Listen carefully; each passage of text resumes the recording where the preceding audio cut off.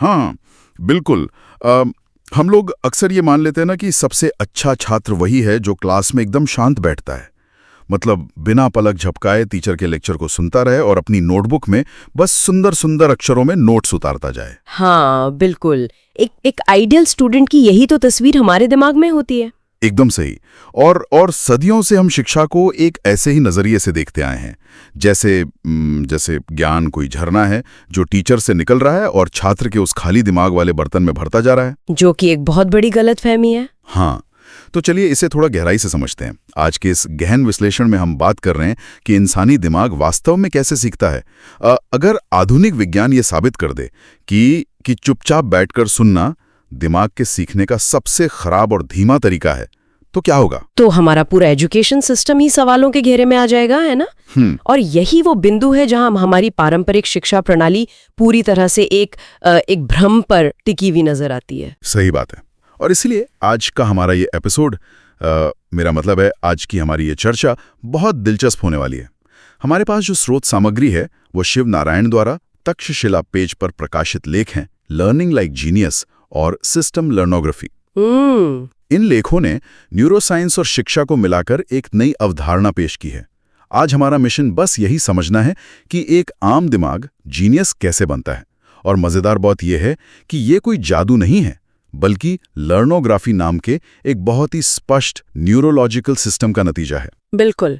और लर्नोग्राफी की सबसे बड़ी और अहम बात जो इन लेखों में बताई गई है वो ये है कि सीखने की प्रक्रिया मोटर कॉग्निटिव एक्शन के बिना हो ही नहीं सकती। मोटर कॉग्निटिव एक्शन, थोड़ा इसे आसान भाषा में? मतलब शारीरिक गतिविधियों और दिमागी सोच विचार के तालमेल के बिना। इसके बिना ज्ञान का ट्रांसफर लगभग असंभव है। पारंपरिक जो टॉकिंग स्कूल्स होते हैं जहां केवल टीचर बोलता है, वे पूरी तरह से पैसिव होते हैं। अच्छा, पैसिव कैसे? क्योंकि वहां जानकारी तो दी जा रही है, लेकिन उसे प्रोसेस करने के लिए छात्र के स्तर पर कोई एक्शन नहीं हो रहा है। इसके विपरीत इन शोध पत्रों में ब्रेन पेज स्कूल्स की बात की गई है। ब्रेन पेज, ये शब्द सुनने में ही काफी भारी लगता है, लेकिन अगर मैं इसे एक साधारण एनालॉजी से समझूं तो ये कुछ कार चलाना सीखने जैसा है। कार चलाना कैसे? हाँ, मान लीजिए आप महीनों तक किसी बहुत ही बेहतरीन ड्राइवर के बगल वाली सीट पर बैठकर उसे कार चलाते हुए देखते रहें। अच्छा। आप देख रहे हैं कि वो कब क्लच दबा रहा है, कब गियर बदल रहा है।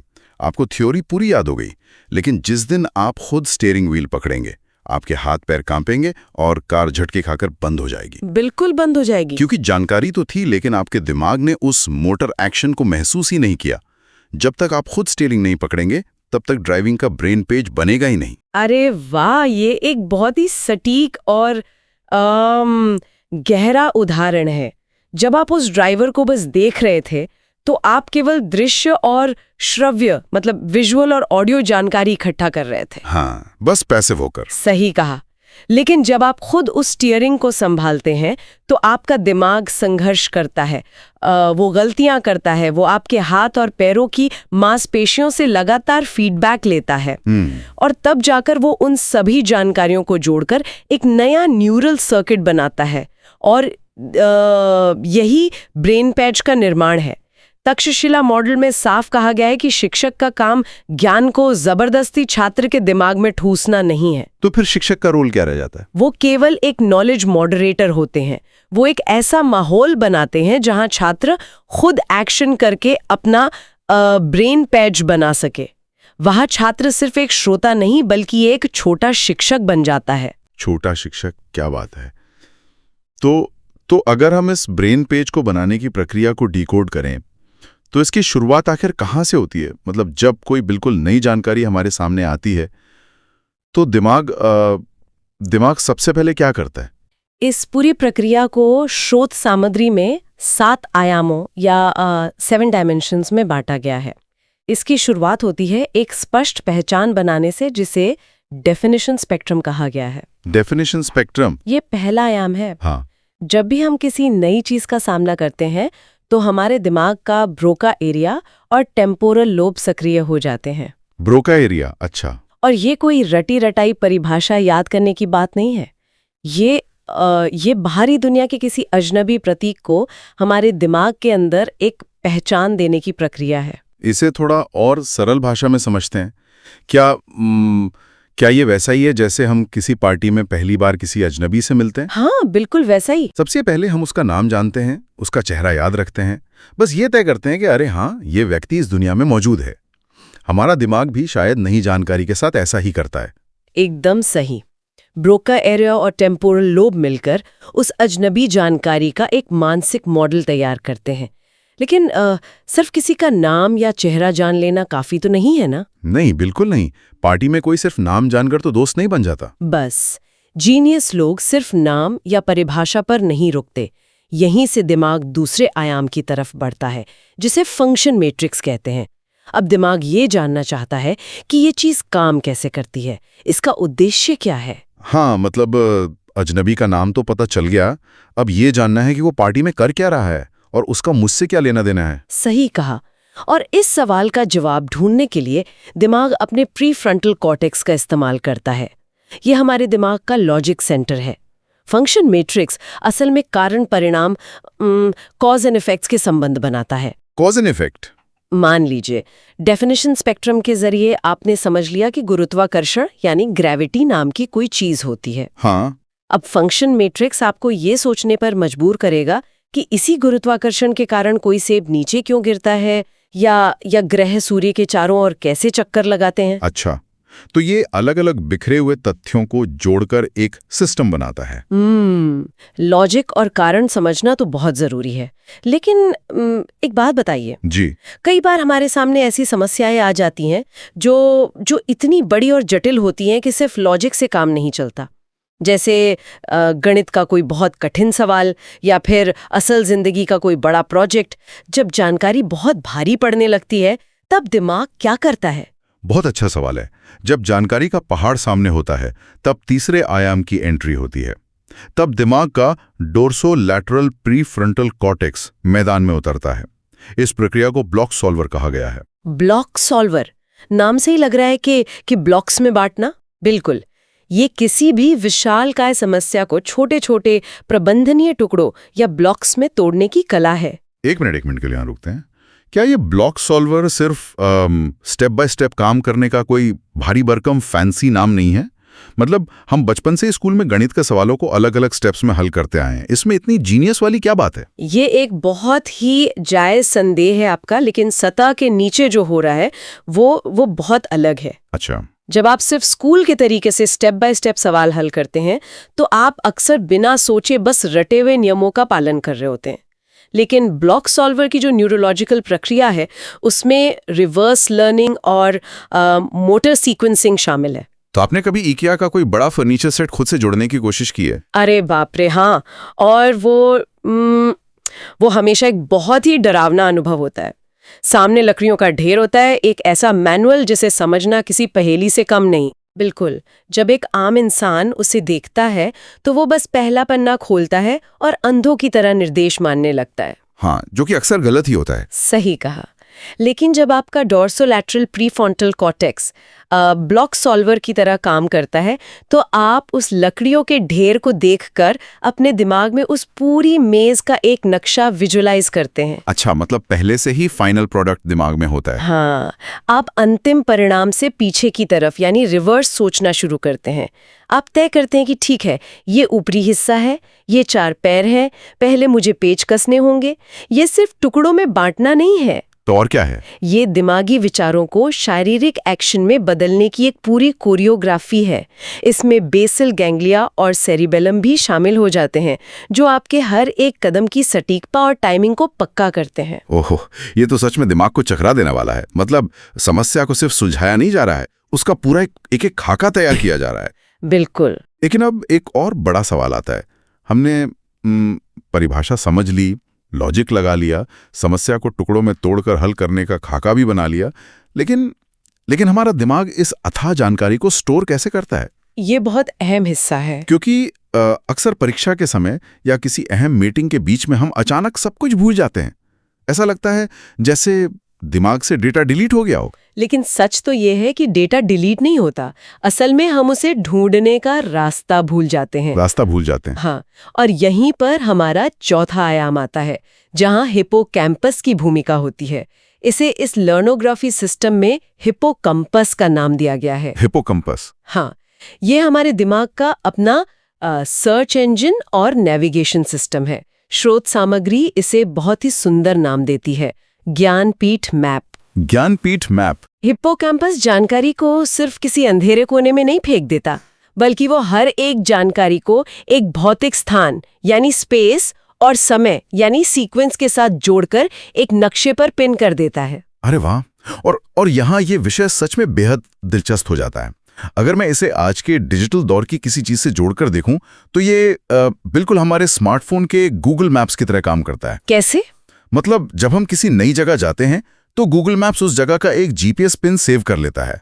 तो क्या हिप्पोकैम्पस भी नई सीखी गई जानकारी पर एक दिमागी जीपीएस पिन लगा देता है? आप इसे बिल्कुल सही पकड़ रहे हैं।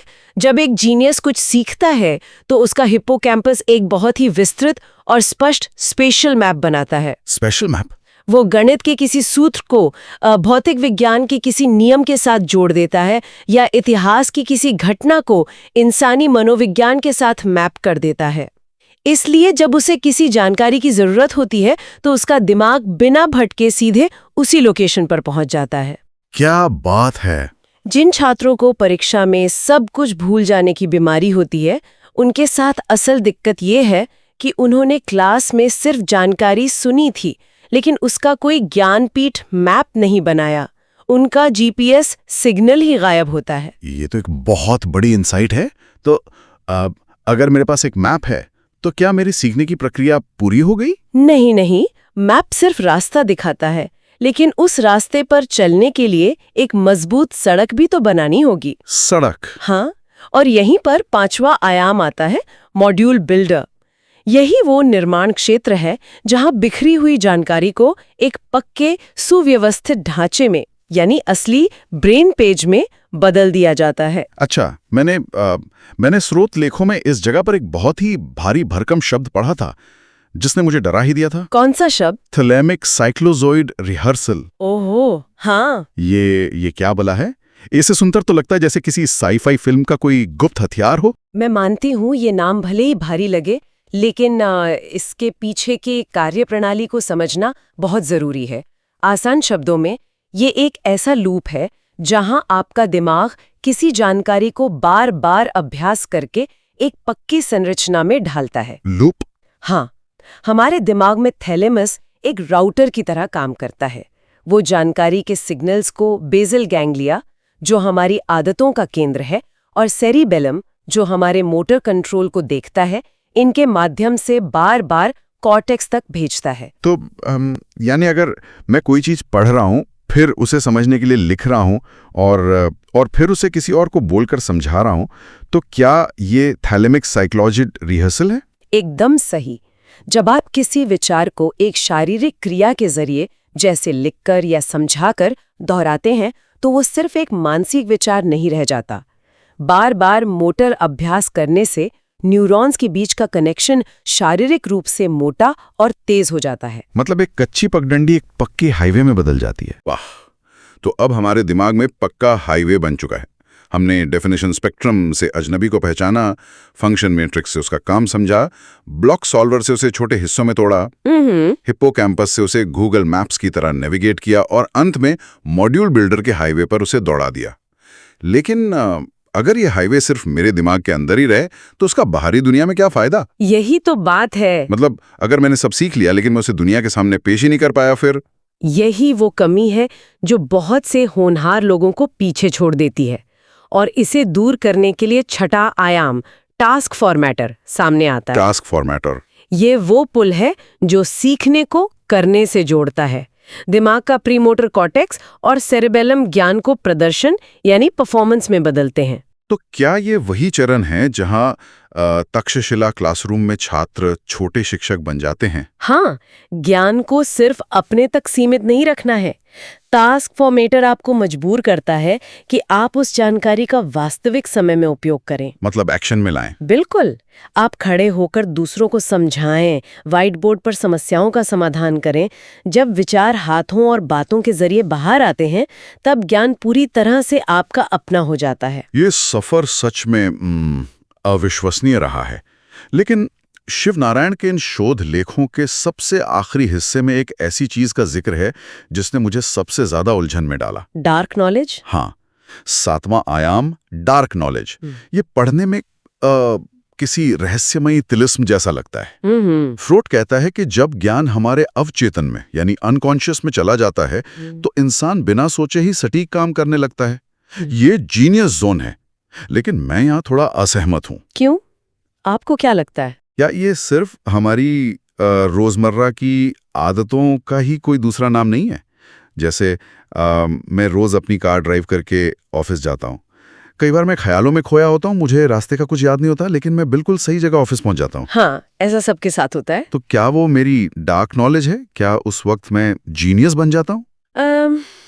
नहीं, ये उलझन होना बहुत स्वाभाविक है, लेकिन वो डार्क नॉलेज नहीं है, वो ज़ॉम्बी मोड है। Zombie mode? हाँ, वो सिर्फ एक ऑटोमेटिक रूटीन है जहां आप बिना सोचे एक ही काम को बस दोहरा रहे हैं। आप कुछ नया क्रिएट नहीं कर रहे हैं। अच्छा। लेकिन डार्क नॉलेज, जिसे स्रोत में मौन बुद्धिमत्ता या साइलेंट इंटेलिजेंस कहा गया है, वो कुछ और ही है। ये दिमाग के प्रीकुनेस और पोस्टीरियर सिंगुलेट कॉर्टेक्स से जुड़ा है। तो ये ज़ॉम्बी मोड से अलग कैसे है? ये वो स्थिति है जहां आपका अवचेतन केवल पुरानी चीजें दोहरा नहीं रहा है, बल्कि वो बिना किसी सचेत प्रयास के नई चीजें क्रिएट कर रहा है और नई समस्याओं को सुलझा रहा है। ओहो, मतलब ये कुछ वैसा है जैसे कोई महान जैज संगीतकार जब मंच पर होता है तो वो आंखें बंद करके कोई ऐसी धुन बजा देता है जो उसने पहले कभी नहीं रची थी। उसके हाथों को पता होता है कि कौन सा सुर कहाँ है, बिना उसे सोचे। बहुत खूब, बिल्कुल यही है डार्क नॉलेज। या फिर कोई महान गणितज्ञ जो बिना कागज कलम उठाए अचानक किसी अत्यंत जटिल समीकरण का उत्तर देख लेता है। कमाल है। उनका न्यूरल नेटवर्क इतना सघन, इतना व्यवस्थित और इतना तेज हो चुका होता है कि ज्ञान एक इंट्यूशन या अंतर्ज्ञान में बदल जाता है। इसी को शोध पत्रों में डाल्बे यानी dynamic and live blackboard effect कहा गया है। लाइव ब्लैकबोर्ड इफेक्ट, ये नाम अपने आप में एक पूरी तस्वीर उकेल देता है। हाँ, क्योंकि उस वक्त उनका दिमाग अपने आप एक लाइव ब्लैकबोर्ड की तरह काम करने लगता है, जहां समाधान खुद ब खुद उभर कर सामने आ जाते हैं। ये केवल आदतन काम करना नहीं है, ये बिना प्रयास के उच्चतम स्तर की रचनात्मकता है। और यहीं से जीनियस जन्म लेता है। बिल्कुल, यही वो अंतिम बिंदु है जहां किसी जीनियस का जन्म होता है। आज के इस पूरी चर्चा ने सीखने को देखने का मेरा नजरिया ही बदल दिया है। एक शब्द की पहचान करने से लेकर अचेतन बुद्धिमत्ता यानी डार्क नॉलेज तक का ये जो पूरा रास्ता है, ये एक बात तो बहुत साफ कर देता है। वो क्या? कि जीनियस कोई ईश्वर का दिया हुआ ऐसा जादू नहीं है जो चंद खुशकिस्मत लोगों को ही मिलता है। ये पूरी तरह से एक न्यूरल सिस्टम है, एक ऐसा दिमागी ढांचा जिसे सही अभ्यास और निरंतर मोटर कॉग्निटिव एक्शन के जरिए कोई भी अपने अंदर विकसित कर सकता है। एकदम से। तक्षशिला मॉडल और लर्नोग्राफी हमें यही सिखाती है कि ज्ञान को कभी सुना नहीं जा सकता, उसे सिर्फ किया जा सकता है। और शायद यही कारण है कि हमें अपनी शिक्षा व्यवस्था पर गंभीरता से फिर से विचार करने की जरूरत है। जब तक शिक्षक सिर्फ एक डिलीवरर बना रहेगा और छात्र सिर्फ एक श्रोता, तब तक हम सिर्फ जानकारी के रट्टू तोते पैदा करेंगे, जीनियस नहीं। बिल्कुल सही बात है। और श्रोताओं, आज के इस गहन विश्लेषण से जो सबसे बड़ी और शायद थोड़ी डराने वाली बात निकलकर सामने आती है, वो आज के हमारे जीने के तरीके से जुड़ी है। अगर ये वैज्ञानिक सच है कि हमारा दिमाग वास्तव में चीजों को खुद टुकड़ों में तोड़कर, मोटर एक्शन करके और ब्रेन पेज बनाकर ही सीखता है, तो जरा आज के हमारे डिजिटल दौर को देखिए। आज हम सब क्या कर रहे हैं? ये सोचने वाली बात है। हम घंटों तक बस अपने फोन की स्क्रीन को अंगूठे से स्क्रॉल करते रहते हैं। रील्स, शॉर्ट्स, मीम्स, आर्टिकल्स, जानकारी की एक कभी ना खत्म होने वाली नदी बह रही है और हम बस उसे एक जगह लेटकर बिना किसी शारीरिक या मानसिक एक्शन के पूरी तरह से पैसिव होकर कंज्यूम कर रहे हैं, बिना कोई मोटर एक्शन किए। तो क्या कभी आपने सोचा है कि मेरा मतलब है, क्या यह सोचने वाली बात नहीं है कि ये लगातार चलने वाला पैसिव कंजम्पशन हमारे दिमाग के साथ क्या कर रहा है? अगर सीखने के लिए ब्रेन पेज बनाना जरूरी है, तो इस तरह बिना कुछ किए सिर्फ स्क्रीन देखने से तो कोई ब्रेन पेज नहीं बन रहा है। बिल्कुल नहीं। तो क्या हम अनजाने में ही सही अपने दिमाग की इस अद्भुत लर्नोग्राफी की क्षमता को हमेशा के लिए जंग लगा रहे हैं? क्या ये संभव है कि जानकारी का ये अथाह समंदर हमारे अंदर के उस सोए हुए जीनियस को बाहर आने से पहले ही हमेशा के लिए मार रहा हो? ये एक ऐसा सवाल है जिस पर हम सबको बहुत गहराई से विचार करने की आवश्यकता है। ये सच में एक बहुत ही बेचैन करने वाला लेकिन बहुत ज़रूरी सवाल है, जो हमें इस बात पर दोबारा सोचने के लिए मजबूर करता है कि हम अपने दिमाग को किस तरह का भोजन दे रहे हैं। बिल्कुल। और इसी विचारोत्तेजक सवाल के साथ हम आज के इस गहन विश्लेषण को यहीं विराम देते हैं। अगली बार जब भी कोई नया विषय सीखने की कोशिश करें तो याद रखें, ज्ञान को बस सुनते मत रहिए, उठिए, एक्शन कीजिए और अपना ब्रेन पेज खुद बनाइए।